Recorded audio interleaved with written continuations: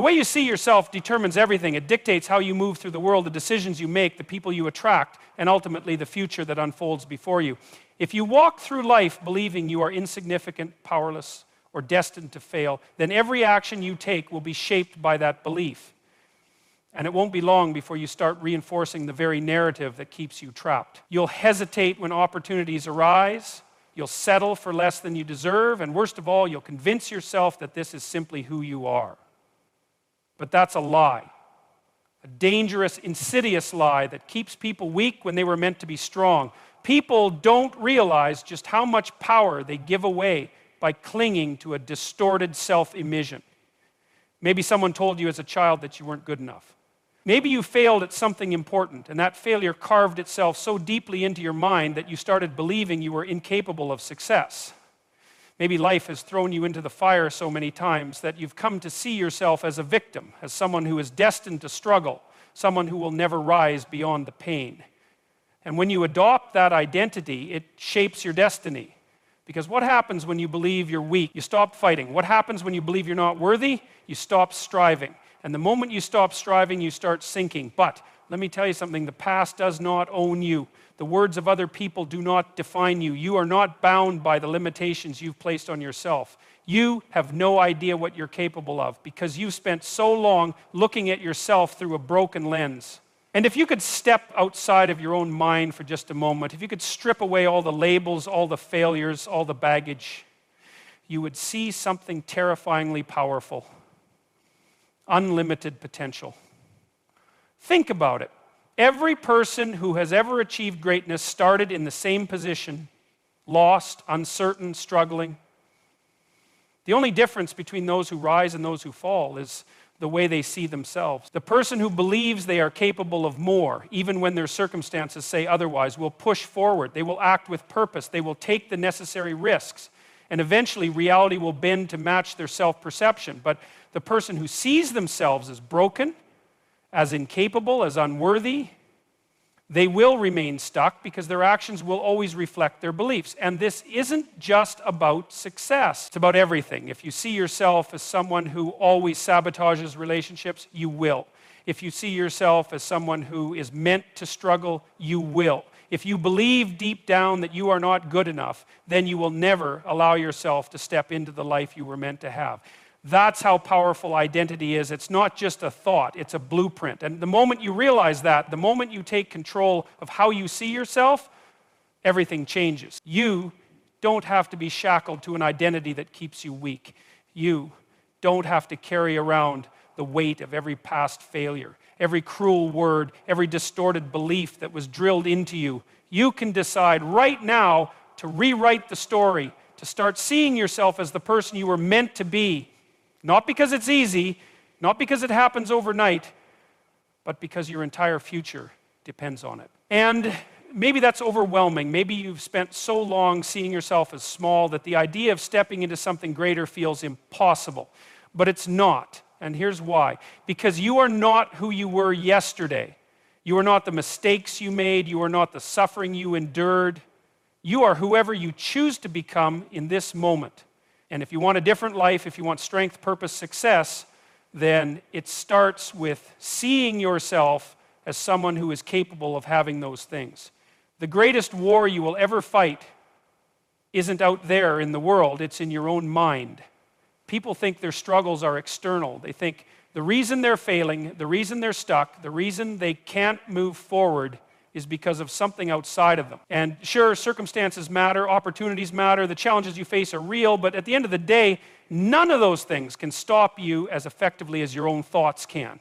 If you lose the battle in your mind, it doesn't matter what resources you have, what potential is inside you, or what doors are open to you, you will sabotage yourself before you even step through them.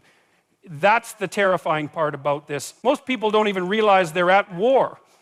They don't see that every single day their mind is feeding them a narrative, shaping their perception of reality, dictating their actions, and ultimately deciding their future.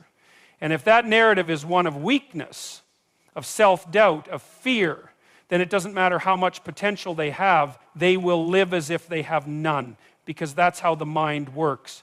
It creates the world you expect to see. It filters everything through the lens of what you already believe. And if you believe that you are doomed to fail, that you are unworthy, that you are powerless, then your mind will make sure that becomes your reality. You see this all the time. People who never take risks because they've convinced themselves they'll fail. People who never try to improve their lives because they believe nothing will change. People who walk into situations already expecting rejection, already expecting disappointment, already expecting things to go wrong. And guess what? They're right, not because life was destined to be cruel to them, but because they set the stage for their own downfall before they even began. But here's the thing. Your mind isn't your enemy by default. It's not trying to destroy you. It's trying to protect you. That's why fear exists. That's why self-doubt exists. Your mind wants to keep you safe, to keep you in familiar territory, to keep you from taking risks that could lead to failure or embarrassment or pain. And that instinct is useful.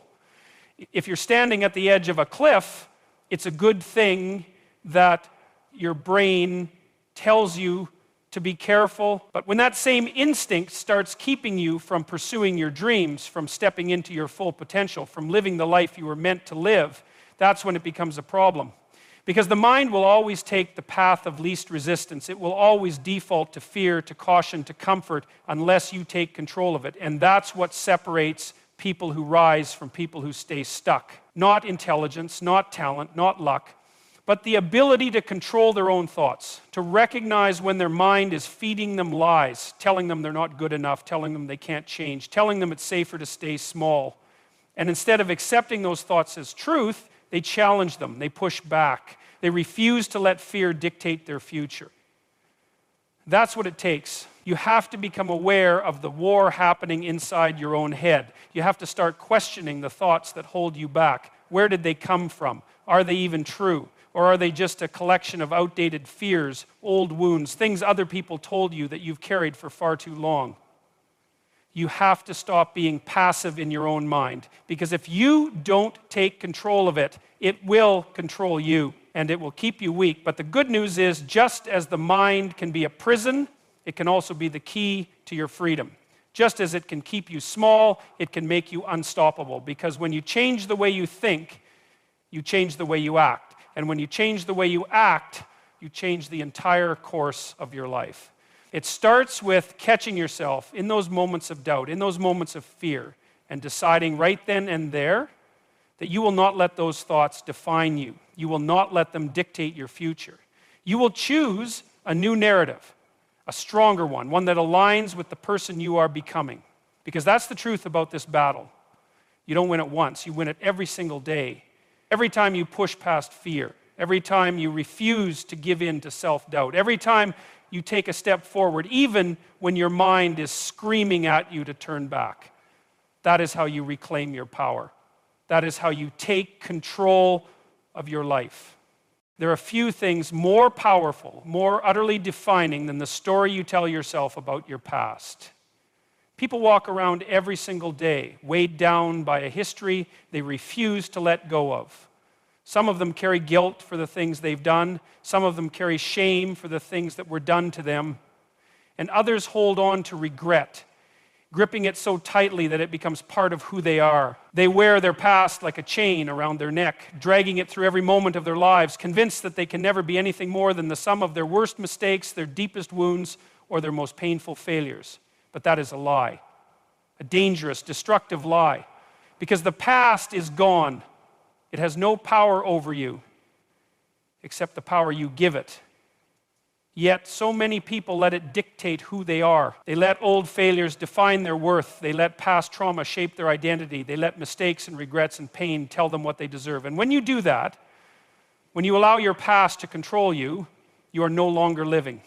You're trapped in a loop, repeating the same patterns, reinforcing the same beliefs, never moving forward because you're too busy looking backward.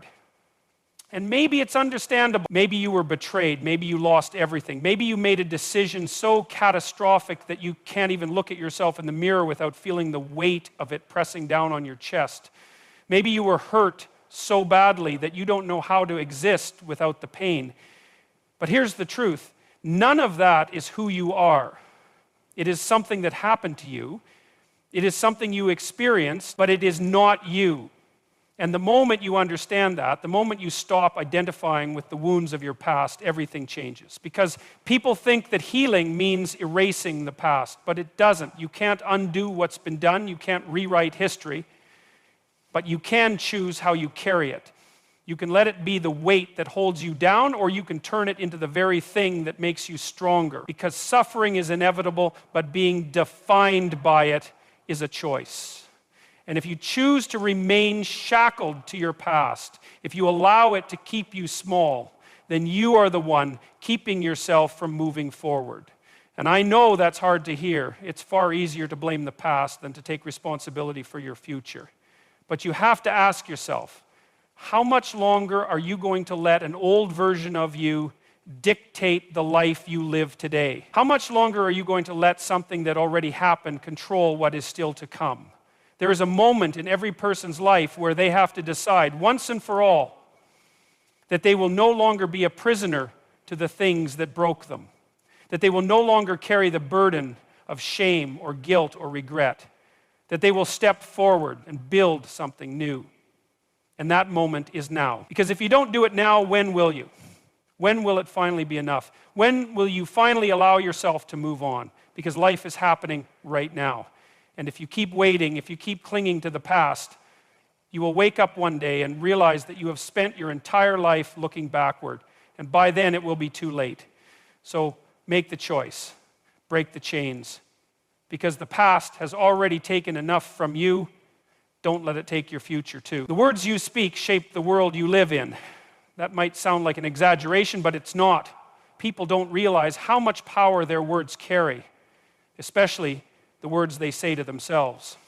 Every single day there is a conversation happening in your mind, a running dialogue that dictates how you see yourself, how you interpret your experiences, and ultimately what you believe is possible for your life. And for most people, that conversation is not one of encouragement, strength, or possibility. No, for most people it's filled with doubt, criticism, and self-sabotage. Listen to the way people talk about themselves. I'm not good enough. I'll never get it right. I'm such an idiot. These are not just words. They are commands.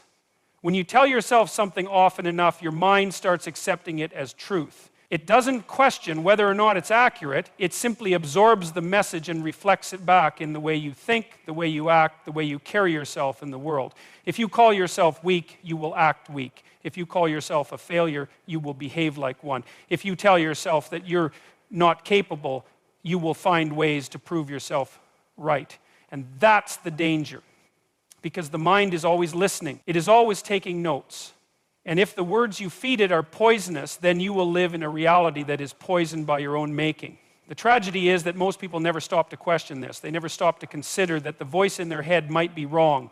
They assume that because they think something, it must be true. But thoughts are not truth. Words are not truth. They are simply patterns.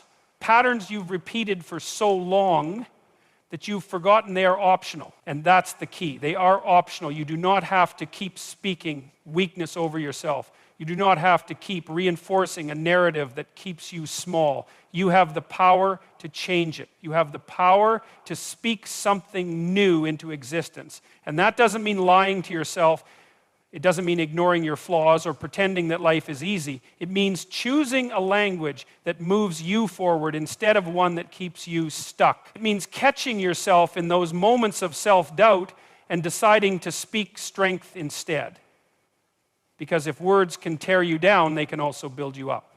If words can keep you trapped, they can also set you free. And the moment you start shifting the way you speak to yourself, about yourself, you will notice something remarkable. Your posture will change. Your confidence will change.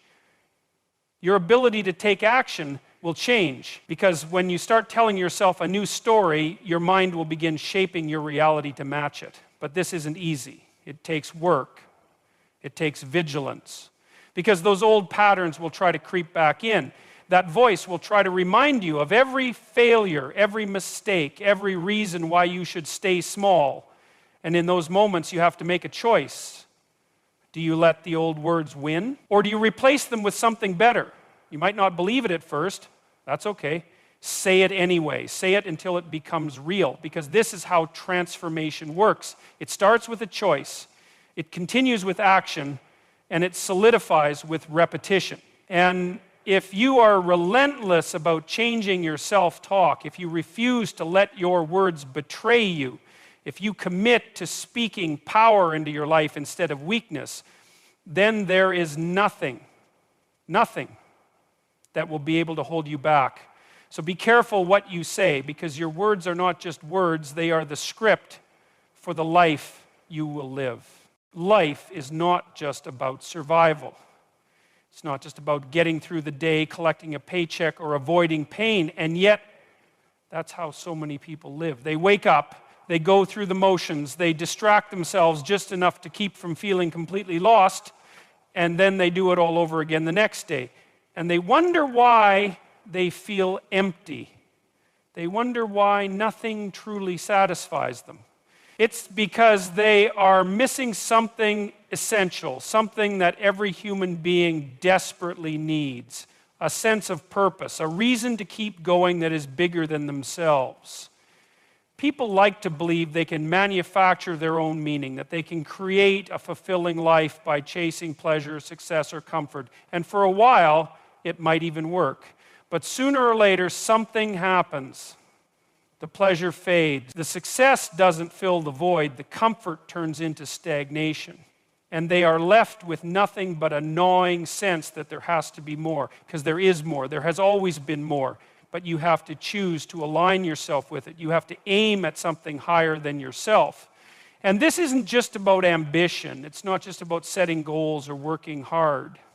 It's about recognizing that your life is not an accident, that you are here for a reason, that there is something you are meant to do, something you are meant to build, something you are meant to become. And if you ignore that, if you choose to wander aimlessly through life without a direction, you will suffer. You will drift. You will feel the weight of meaninglessness pressing down on you, no matter how much success or pleasure you accumulate. But the moment you align yourself with something greater, something that demands more from you, something that forces you to grow, something that compels you to be better than you were yesterday, everything changes. Because when you have a purpose, you stop wasting time. You stop filling your life with meaningless distractions. You stop letting fear control you, because suddenly there is something more important than your comfort, more important than your insecurities, more important than your temporary emotions. And this doesn't mean you have to have it all figured out. You don't need some grand vision of exactly what your purpose is supposed to be. That's not how it works. Purpose is not something you find once and then have forever.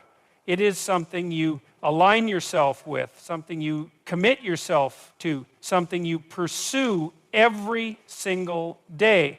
It's the willingness to take responsibility, to seek truth, to live in a way that moves the world forward instead of just coasting through it. And when you start doing that, when you start making decisions based on something deeper than your momentary desires, you will feel it. The weight that has been crushing you, the emptiness that you couldn't quite explain, will begin to lift. Because you are no longer lost. You are no longer just existing, you are moving, but understand this. Aligning yourself with a higher purpose will not make your life easier. In fact, it will make things harder. Because real purpose comes with responsibility. It comes with sacrifice. It demands that you step up, that you push through fear, that you confront the things that have been holding you back, and that is not comfortable. It is not easy, but it is worth it, because there is nothing more painful than living a life that is beneath you. So stop waiting, stop drifting, stop settling for a life that feels meaningless. Decide right now that you will aim higher, that you will pursue something that matters, that you will align yourself with a purpose that is bigger than yourself. Because the moment you do, everything else will fall into place. You can think, reflect, analyze, and strategize all you want, but until you take action, nothing will change. And that's the brutal truth most people refuse to accept. They sit in their thoughts, trapped in endless cycles of doubt, hesitation, and overthinking, waiting for the perfect moment, the perfect plan, the perfect level of confidence before they finally move, but that moment never comes. Because action is not the result of clarity and confidence, it's the cause of it. You don't wait until you're ready to act. You act until you become ready. And yet so many people hesitate. They convince themselves that they need more time, that they need to think things through just a little longer. But really, they're just afraid. Afraid of failing, afraid of looking foolish, afraid of making the wrong move. And so they stay exactly where they are, hoping that somehow things will improve on their own. But they won't. Because nothing in your life will change unless you change. And change requires movement. It requires doing something, anything that pushes you beyond the limits of who you were yesterday. This is the fundamental difference between those who transform their lives and those who stay stuck. It's not intelligence, it's not talent, it's the simple, undeniable fact that some people take action despite their doubts, despite their fears, despite their imperfect circumstances, while others sit back and wait for a certainty that will never come. And maybe you've been telling yourself that you don't know where to start, that you need a detailed plan before you can take the first step. But that's another lie your mind tells you, to keep you in place. Because the first step is always the same. Just start moving. It doesn't have to be perfect. It doesn't even have to be the right move. What matters is that you break free from inertia, that you build momentum. Because once you do, once you prove to yourself that you are capable of action, the next step becomes clearer. And the one after that, and the one after that. This is why people who take action, even in small ways, begin to see massive shifts in their lives. It's not because they had it all figured out from the start. It's because action itself reshapes the way they think. It builds confidence. It rewires their identity. It turns them into someone who does rather than someone who wishes. And when that happens, when action becomes a habit rather than a rare burst of motivation, the entire trajectory of their life changes. But you have to be willing to fail. You have to be willing to make mistakes, to look like a beginner, to stumble forward instead of standing still. Because failure is not the enemy, inaction is. You don't learn by sitting on the sidelines, you learn by doing. You learn by trying, by struggling, by adapting. And with each step forward, you become stronger, sharper, more capable.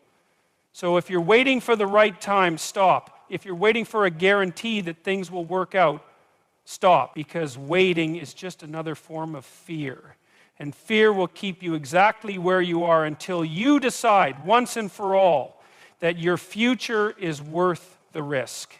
That staying the same is no longer an option. That movement, even imperfect movement, is the only way forward. You are not bound by the limitations you once believed defined you. You are not the mistakes of your past, the doubts in your mind, or the labels that others have placed upon you. You are something far greater, something capable of transformation, of strength, of rising beyond what you once thought possible. But none of that happens without choice. None of that happens without effort. None of that happens unless you decide here and now to change the way you see yourself, because your identity shapes your destiny. The way you speak to yourself, the way you interpret your past, the way you engage in the battle within your own mind, these things determine the trajectory of your life. If you see yourself as weak, you will remain weak. If you allow old wounds to define you, they will. But if you break free, if you reclaim the power of your own story, if you speak strength instead of weakness, if you align yourself with something higher, then there is no limit to what you can become. And that's the key. You must become. You must move. Because understanding all of this means nothing if you refuse to act. No amount of reflection or realization will change your life unless you step forward and make it real. Change does not come through wishful thinking. It comes through action. It comes through effort. It comes through the relentless pursuit of something greater than what you are today. So do not wait. Do not let another day slip by while you remain trapped in a version of yourself that no longer serves you. Make the decision. Take the step. Because the moment you do, the world will shift in ways you never imagined. And when you look back, you will realize that the person you once were is unrecognizable compared to the person you've become.